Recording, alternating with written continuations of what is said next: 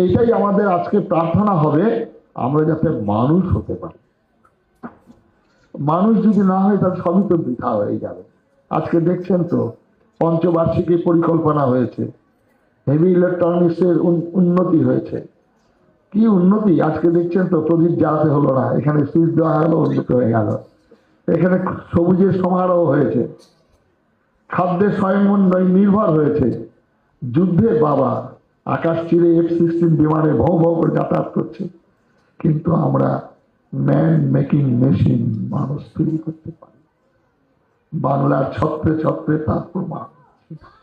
তাই আজকে যে অহংকার, যে হুঙ্কার, সে হুঙ্কার অহংকার সব শেষে ঠাকুর রবীন্দ্রনাথের মতো বলতে হবে, আমার মাথা নত করে দাও হে তোমার চরণ ধুলায়, আমার সকল অহংকার দুয়ার চোখের জলে। এইটাই ভারতবর্ষ।